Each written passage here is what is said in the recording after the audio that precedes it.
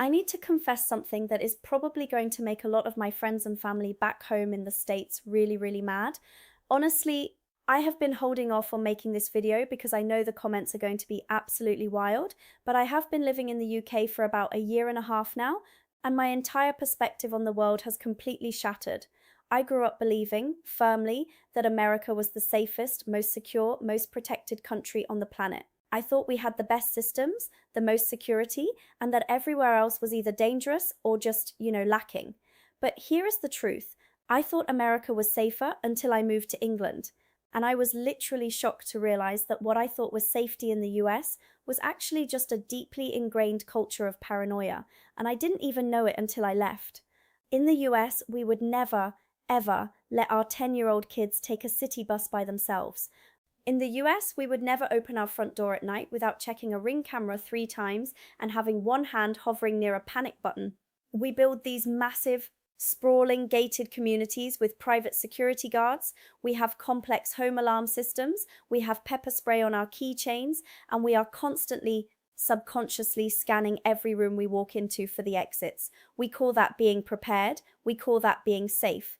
But living in England has made me realize that if you have to build a literal fortress to feel secure, you aren't actually safe. You are just heavily defended. If very quickly, I saw the channel stats and they are honestly ridiculous. Around 87% of you are watching without subscribing. So if you like these little deep dives into all the ways Britain keeps confusing me, hit subscribe. Clearly, you belong here.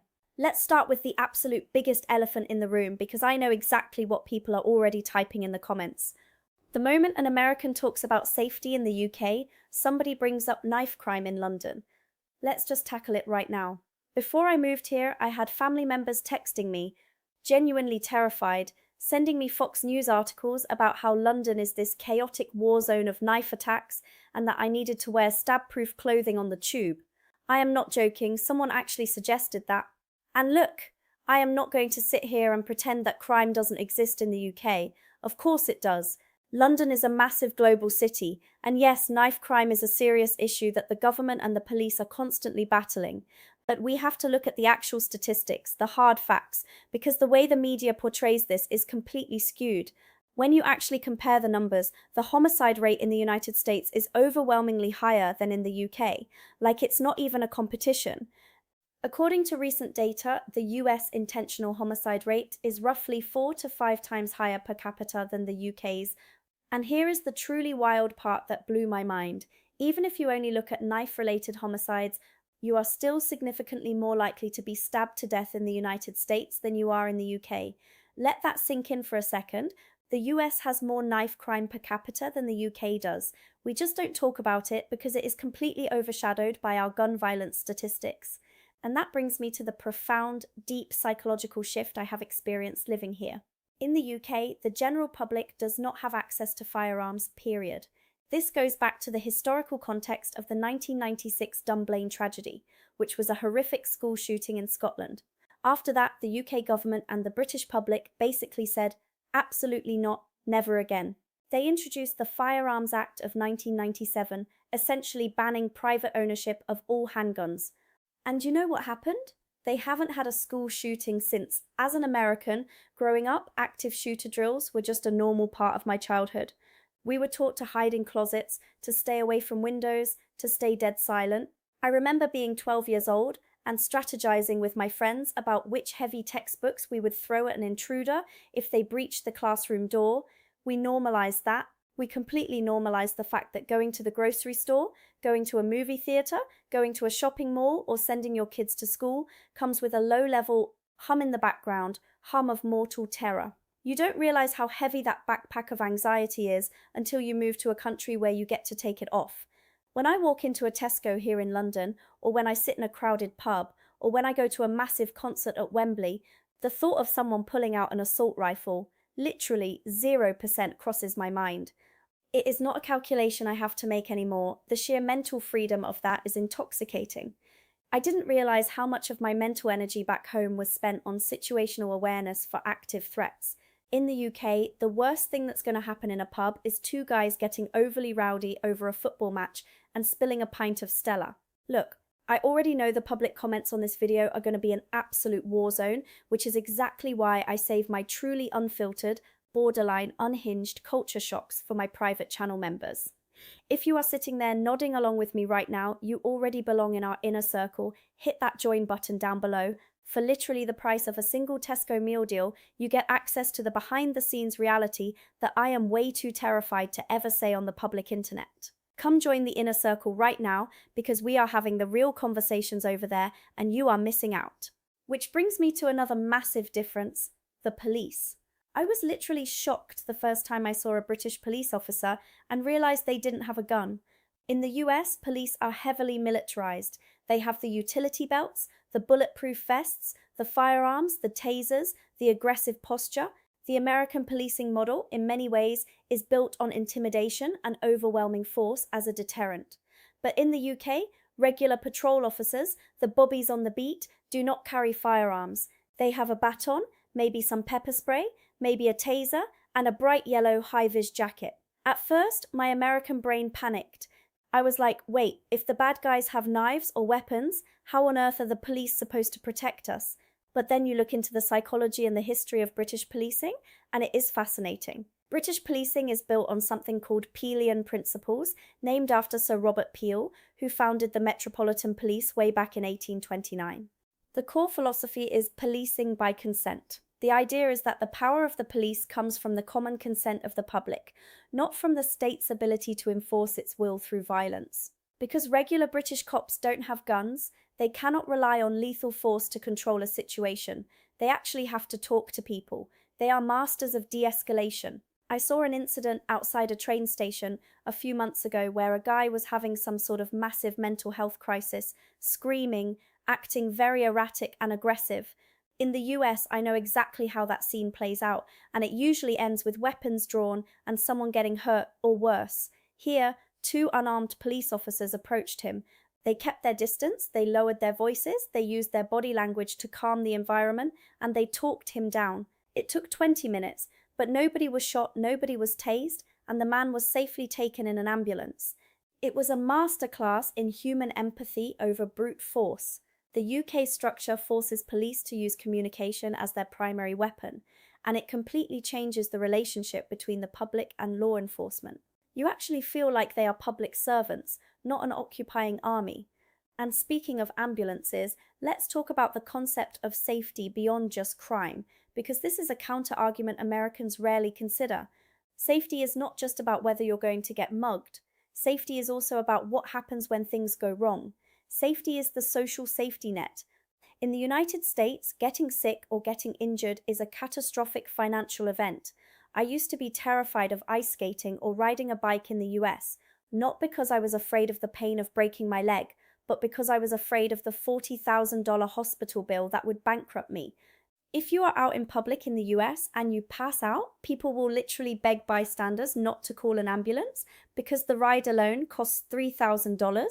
How can a country be considered safe if a random accident can leave you homeless? How is that safety? Here in the UK, you have the NHS, the National Health Service. Yes, British people complain about the NHS all the time. They complain about the wait times, the bureaucracy, and look, it has its flaws. But as an American, the NHS is a miracle. If I get hit by a bus tomorrow, an ambulance will come. Highly trained paramedics will treat me. I will be taken to a hospital. I will get x-rays, surgery, a hospital bed, and meals. And when I walk out of those doors, I will not be handed a bill. I will not have to set up a GoFundMe to pay for my own survival. That is safety. The baseline anxiety of what if a medical emergency destroys my life does not exist here. That structural safety allows people to live with so much less chronic stress. Let's shuffle things up and talk about walking at night, because this was a huge culture shock for me. In the US, outside of a few major cities like New York or Chicago, the country is built entirely for cars. If you are walking down the street at night in an American suburb, it feels inherently dangerous. There are no street lights, there are no sidewalks, cars are flying by at 50 miles an hour, and you feel incredibly vulnerable. If someone sees you walking alone at 11 p.m. in the US, they assume either your car broke down and you're in distress, or you're up to no good. Here in England, the infrastructure completely changes the culture. British towns and cities are incredibly walkable. There is a deeply ingrained pub culture. Going out, having a few pints with your mates, and walking home at midnight is completely normal. The streets are lit, there are sidewalks everywhere, and because everything is so densely packed, there are always other people walking around. The concept of eyes on the street comes into play when there are grandmas walking their dogs, couples walking home from the pub, and teenagers getting late-night kebabs. The street naturally polices itself. I remember the first time I walked home alone at midnight from my local pub. I had my keys between my knuckles, my heart was racing, my head was on a swivel, because that's what I was trained to do. But I looked around and I saw a woman ahead of me strolling casually with headphones in, entirely unbothered. It was a profound realization. The built environment here, the urban planning, prioritizes pedestrians and human life over cars, and that makes you feel incredibly secure, which leads me directly into how the UK treats children. We need to talk about this because the difference in childhood independence between the US and the UK is staggering. In the US, we have completely bubble-wrapped our kids. Parents will drive their kids to a school that is a 5-minute walk away because they are terrified of stranger danger or crazy drivers. Helicopter parenting is almost mandated by American society. If you let your 10-year-old walk to the park alone in the US, there is a very real chance a neighbor will call Child Protective Services on you. Living in the UK for a year and a half, I am still amazed every single afternoon at 3:30 p.m. The schools let out, and the streets are suddenly flooded with hundreds of children, ages 8, 9, 10, 11, wearing their little uniforms, walking together, taking the public double-decker buses completely unsupervised by adults. I was literally shocked the first time I saw a group of tiny 10-year-olds tap their Oyster cards, run up the stairs of the bus, and sit in the front row chatting away while the bus drove through the chaotic streets of London. How is this possible? Why do British parents trust society so much more? It comes back to structural safety. The public transport system is reliable and constantly monitored by CTV. The roads are designed to slow cars down. In the UK, you don't have the massive, terrifying 6-lane stroads we have in America, where a pedestrian is just an afterthought. You have narrow streets, traffic calming measures, zebra crossings. In the UK, a zebra crossing is sacred. If a pedestrian steps foot on those black and white stripes, cars slam on their brakes. In the US, a crosswalk is merely a suggestion, and the pedestrian always has to defer to the 2-ton metal machine. Because the physical environment is safer and because there isn't the looming threat of gun violence, British parents are able to give their children the gift of independence. These kids learn to navigate the world, read bus schedules, manage their time, and build confidence. In America, we think keeping our kids locked indoors or strapped into the back of an SUV is keeping them safe, but we are actually just passing on our own deep-seated societal anxiety to the next generation. And speaking of cars and roads, road safety is a completely different ballgame here. To get a driver's license in the UK, you basically have to have a PhD in driving. The test is notoriously difficult. You have to pass a rigorous theory test, a hazard perception test, where you click a mouse when you see potential dangers on a screen, and a deeply unforgiving practical test. The pass rate is only around 50%. In the US, I got my license at 16 by driving around an empty parking lot for 10 minutes and promising I wouldn't hit any cones. As a result, British drivers are, on the whole, infinitely more skilled and attentive than American drivers. Plus, they have roundabouts everywhere instead of four-way stops. Americans hate roundabouts. We get so confused by them, but psychologically and statistically, they are genius. A four-way stop relies on trust and complete stops, which leads to high-speed T-bone collisions when someone runs a red light. A roundabout forces every single driver to slow down to yield. Even if there is an accident, it's a slow-speed sideswipe, not a fatal crash. The entire system of moving through space in the UK is engineered to minimize catastrophic harm. But I also want to dive into the psychological analysis of why Americans and Brits view danger so differently, because it has to do with how we interact with strangers. In America, we are famous for our friendly exterior. We smile at strangers, we make small talk in the grocery store line, we say, "Have a nice day," but ironically, beneath that friendly surface, there is a profound distrust of our fellow citizens. We view strangers as potential threats until proven otherwise. We have a highly individualistic culture. The attitude is very much protect what is mine, which leads to the stand your ground laws and the aggressive defense of private property. The British, on the other hand, are famous for being reserved. They don't typically strike up conversations with strangers on the tube, they keep to themselves. It can come off as cold to an American. But underneath that reserved exterior, there is actually a much stronger sense of social cohesion and collective responsibility. There is an unspoken social contract here. They don't need to smile at you on the street to prove they aren't a threat because the baseline assumption is already that you are both just ordinary people trying to get on with your day. This difference really shines through in how everyday conflicts are handled. Let's say you accidentally bump into someone or cut someone off in line. In the US, these minor infractions can escalate violently and terrifyingly fast. Road rage in America is practically an Olympic sport, and because you never know who might be carrying a weapon, every confrontation has life or death stakes. In the UK, if you bump into someone, the most likely outcome is an awkward exchange of apologies, even if it wasn't their fault.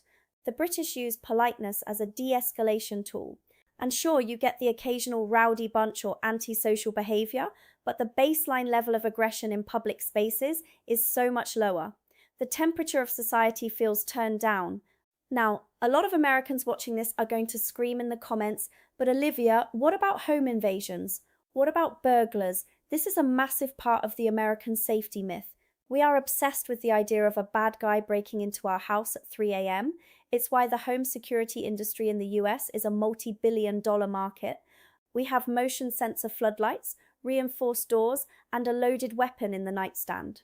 When I moved into my flat in England, I noticed the front door just had a standard lock. There was no deadbolt the size of my forearm. My neighbours leave their windows open in the summer. I asked my British friend about it, and she looked at me like I was insane. She said, "Why would someone break in when I'm home? That doesn't make any sense."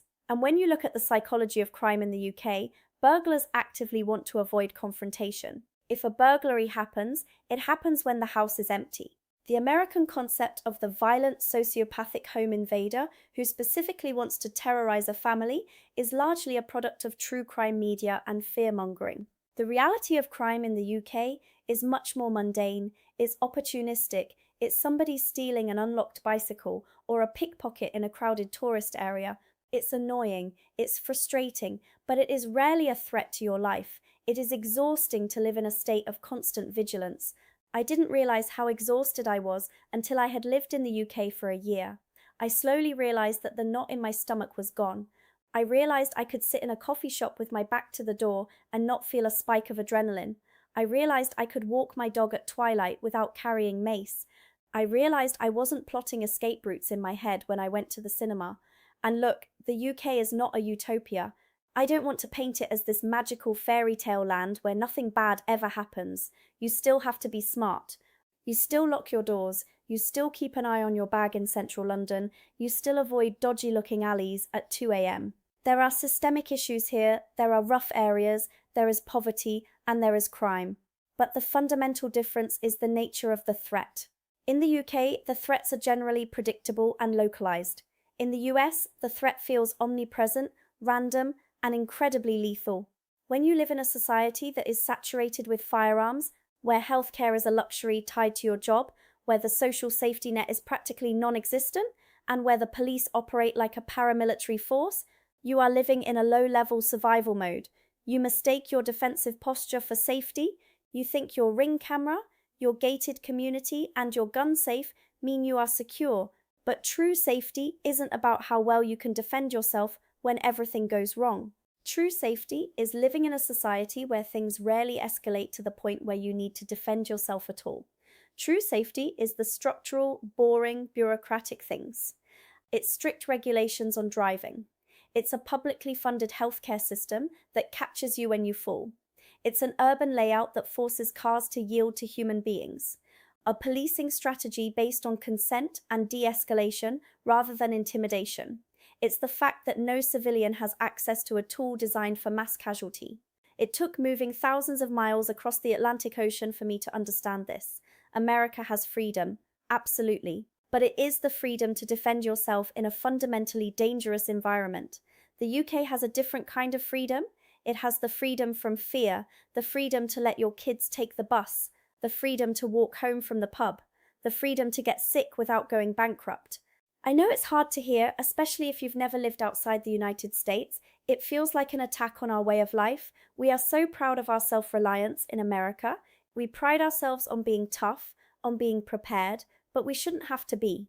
You shouldn't have to be a tactical expert just to drop your kids off at elementary school. You shouldn't have to be a financial wizard to survive a broken arm. Living in England has fundamentally rewired my nervous system. I am softer now in the best possible way. I am more trusting of my neighbors. I am more relaxed in public spaces. I am so deeply grateful for the boring, quiet, unarmed reality of everyday British life. I thought America was safer because I thought America was stronger, but I've learnt that real safety isn't about strength or firepower. It's about community, it's about social care, and it's about designing a society that values human life over individual defense. And that is the absolute truth that nobody tells you before you move here.